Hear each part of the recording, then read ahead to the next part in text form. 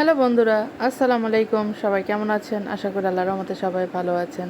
আমিও আলহামদুলিল্লাহ আল্লাহর রহমতে ভালো আছি।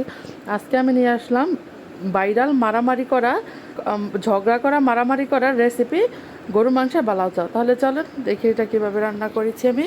এখানে আমি একদম ফ্রেশ, তেল চর্বি ছাড়া একদম ফ্রেশ গরু মাংস নিয়েছি, একদম কিচেন টাওয়াল দিয়ে এটা একদম ঝেড়ে ঝেড়ে নিয়েছি, যাতে কোনো পানির ছিটে ফুটাও না থাকে।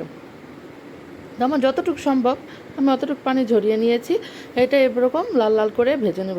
মানে এই পর্যায়ে কিন্তু আমি ওঠাবো না। এখানে কিন্তু 3টা শুকনো মরিচ আমি সাথে দিয়ে দিয়েছি যখন মাংসটা ভাজা ভাজা হয়ে গেছে।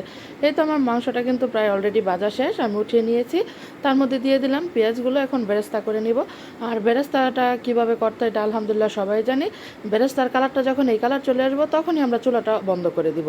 চুলাটা যখন এই পর্যায়ে বন্ধ করে দেবে, এই যে বেরেস্তাটা কিন্তু লাল লাল ঠিকই হয়ে যাবে। আমরা কিন্তু এই কালার করার পরে চুলাটা বন্ধ করতে যাব না, তাহলে আমাদের বেরেস্তা শেষ, আর কোনো কথা হবে না। দিয়ে দিলাম এখানে রসুন, একটি আস্ত ইন্ডিয়ান রসুন, ওইটা আমি দিয়ে দিলাম। এইটা আমি পেঁয়াজের মতো লাল লাল করে ভেজে নেব।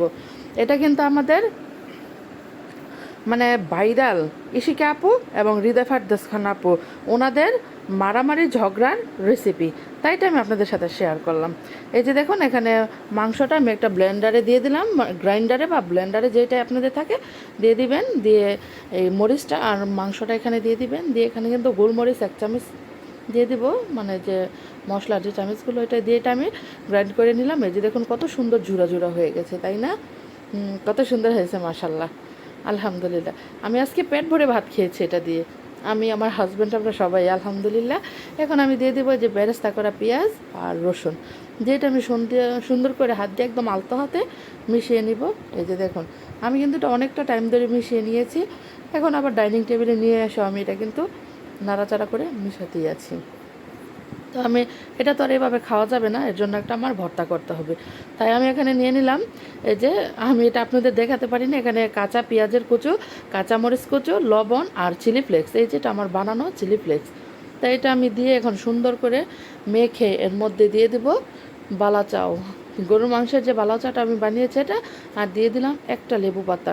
দিয়ে এর মধ্যে কিন্তু আমি সরিষার তেলও দিয়েছি, সরিষার তেলটা কিন্তু অবশ্যই দিবেন, আর আমিও কিন্তু দিয়েছি। আর লাস্টে দিয়ে দিব লেবু।